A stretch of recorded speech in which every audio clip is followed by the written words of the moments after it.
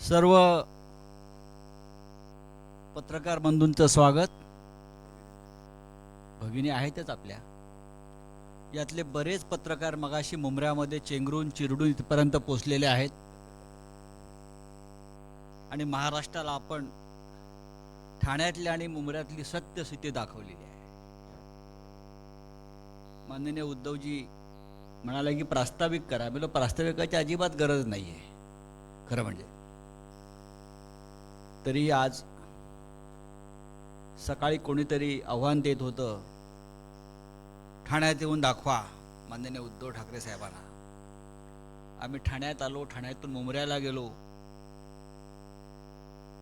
आणि एक चित्र महाराष्ट्रानं पाहिलं की शिवसेना कोणाची.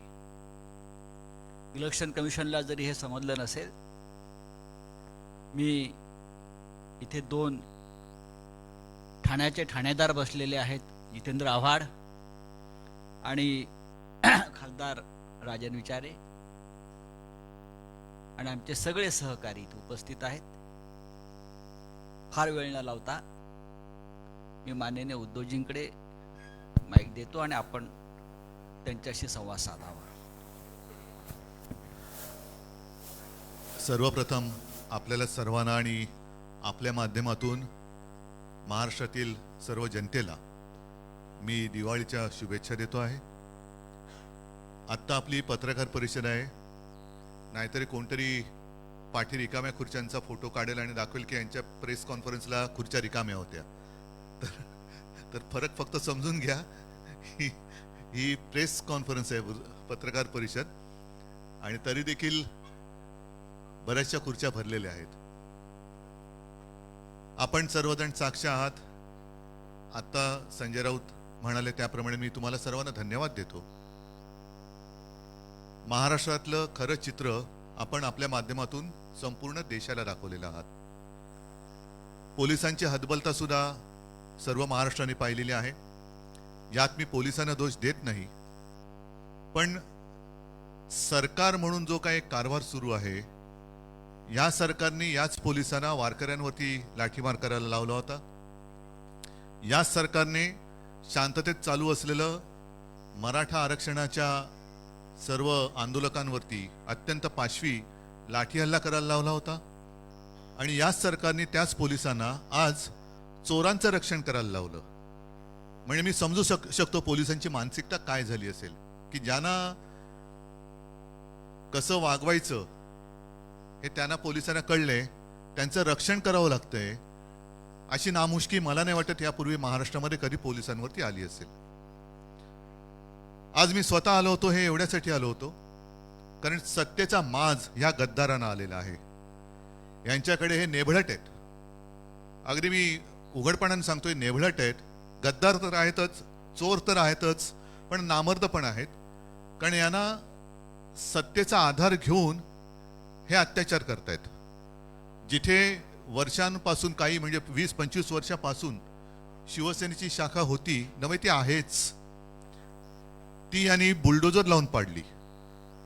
आणि खोके सरकार म्हटल्यानंतर स्वतःचा एक खोका, एक डबडं तिकडे आणून ठेवलेलं आहे. पण हे डबडं आम्ही जागेवर ठेवू देणार नाही. आम्ही प्रशासनाला सुद्धा ताकीद देतो आहोत, कारण आमच्याकडे सगळी कागदपत्र आहेच. आणि असं दिवसा ढवळ्या जर का हे घुसखोरी करायला लागले, खरं घुसखोरीची केस त्यांच्यावरती व्हायला पाहिजे. हे कार्यालय महापालिकेने पाडले का, प्रशासनाने पाडले का? आणि जरी पाडलं असेल तरी नोटीस शिवाय ते पाडू शकत नाही. आणि मुळामध्ये ते जर का अनधिकृत असेल, 25 वर्षापासूनचं आमच्याकडे सगळे टॅक्स वगैरे भरल्याचे कागदपत्र आहेत, तर आत्ता जे काही डबडं तिकडे ठेवलेलं आहे ते अधिकृत आहे का?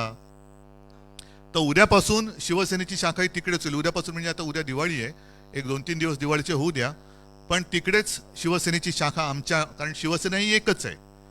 मी मध्यंतरी म्हटलं होतं की इलेक्शन निवडणूक आयोगाला चिन्ह कोणाला द्यायचं न देण्याचा अधिकार जरूर असेल, पण कोणाचंही नाव दुसऱ्याला देण्याचा अधिकार निवडणूक आयोगाला, निवडणूक आयुक्तांना नाही.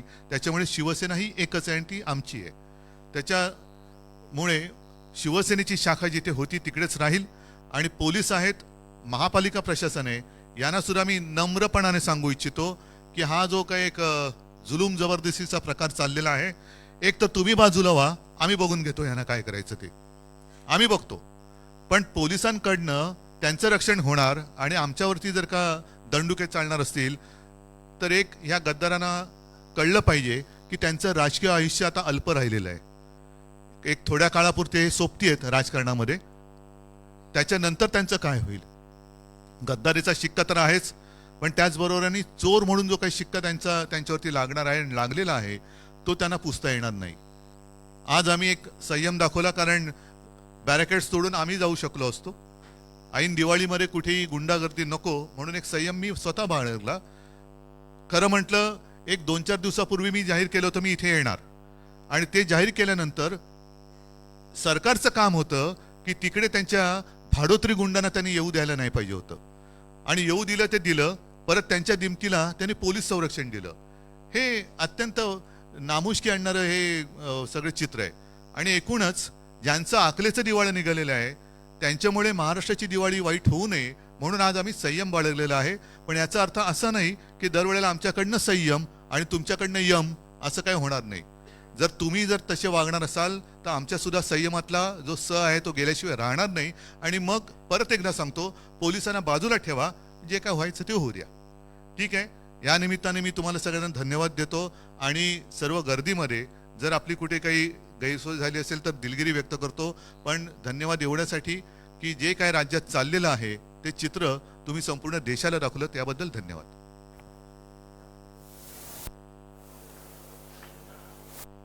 ठीक आहे.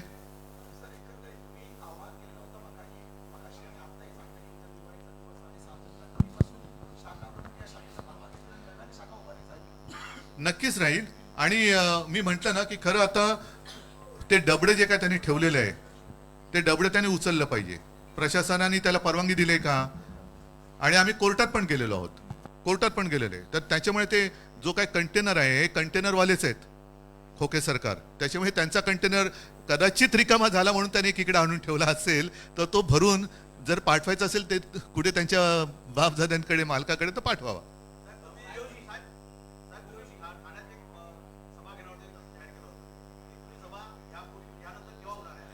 मी सांगतो तुम्हाला.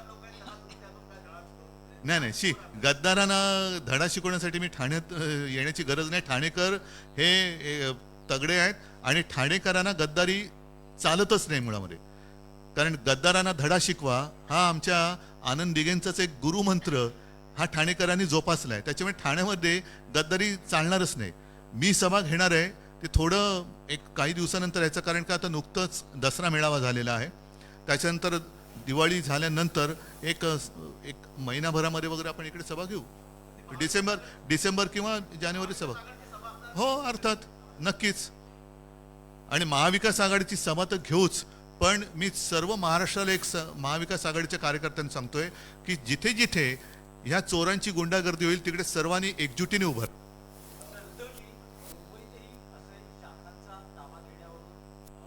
नाही, संघर्ष नाही झाला. एक सांगतो, एक शाखा त्यांनी आमची पाडण्याचा एक केलं बेहरामपाड्यातली, आणि त्याच्यामध्ये नंतर जे काय घडलं ते तुम्हाला माहिती आहे. आमच्या शिवसैनिकाच्या भाषेत ज्यांनी शाखा पाडली त्याने जाब विचारला.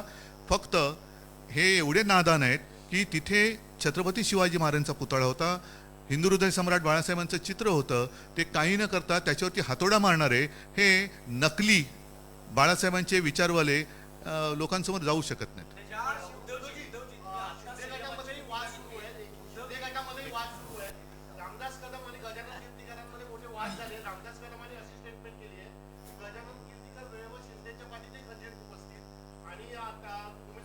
गद्दारांच्या वाटा गद्दारांना माहिती, मी काय बोलणार.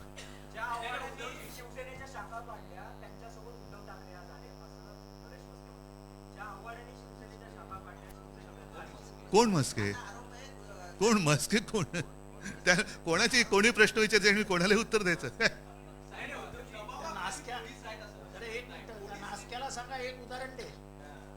ठीक, जाऊ दे ना, त्याला केवढे उत्तर द्यायचं. हा,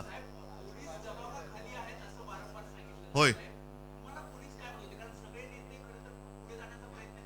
नाही, मी खरं प्रामाणिकपणे सांगतो, मी कुठेही पोलिसांचा अनादर व्हावा असं मी वागलेलं नाही आणि वागणार नाही. कारण शेवटी पोलीस हे आपले रक्षक असतात. आणि मी जे म्हटलं ना की ह्याच पोलिसांना त्याने वारकऱ्यांवरती लाठ्या चालवायला लावल्या, याच पोलिसांना जिकडे जरांगे पाटील बसले होते, शांततेत बसले होते, तिथल्या माता भगिनी आणि वृद्धांवरती, लहान मुलांवरती सुद्धा पाशवी लाठी हल्ला त्यांनी करवला. याच्यामध्ये जे चोर किंवा गद्दार बसलेले आहेत, हा त्यांचा गुन्हा आहे, पोलिसांचा नाहीये. आणि पोलिसांना तुम्ही पाहिलं असेल, माझे कदाचित कॅमेरे तुमचे ऑन असतील तर मी त्यांना तेच सांगत होतो की ही हतबलता आहे, पोलीस हतबल आहेत. आणि ही हतबलता महाराष्ट्र बघतोय, देश बघतोय, आणि ही हतबलता महाराष्ट्राला परवडणार नाही. आज त्यांनी सत्तेच्या माजावरती शाखा पाडली, उद्या ही कोणाची घरं पाडतील.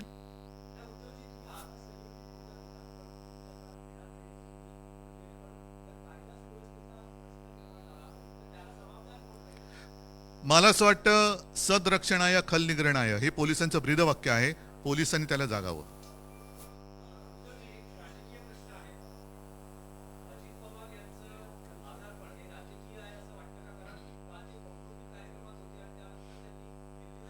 माझा आता अजितदारांशी काही संपर्क नाहीये, त्याच्यामुळे त्यांना कसला नेमका ताप आहे, सहकाऱ्यांचा ताप, मनस्ताप, म्हणजे ताप आहे की मनस्ताप आहे हे त्यांना माहिती, मला नाही माहिती. ठीक आहे,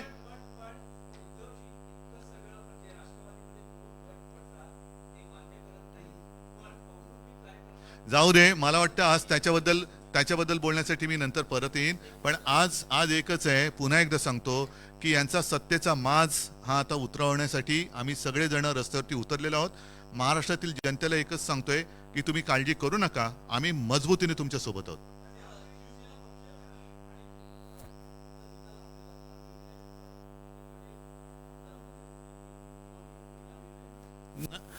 आमदार पात्रतेची जी काही सुनावणी आहे त्याच्याकरता सर्वोच्च न्यायालयाने 31 डिसेंबर पर्यंतची मुदत या लवादाला दिलेली आहे. आणि त्यांना 31 डिसेंबरला निर्णय द्यावाच लागेल. तो काही दिला तरी देखील किंवा नाही दिला तरी देखील जानेवारीच्या पहिल्या आठवड्यात माझ्या अपेक्षेप्रमाणे सर्वोच्च न्यायालय ह्याच्यावरती निकाल देईल आणि तो न्याय देईल अशी मला खात्री आहे. राव रे, नितीश कुमार मुंबऱ्यात आलेले नाहीत, त्याच्यामुळे मी त्याच्यानंतर बोलतो. चला, धन्यवाद. जय हिंद, जय महाराष्ट्र.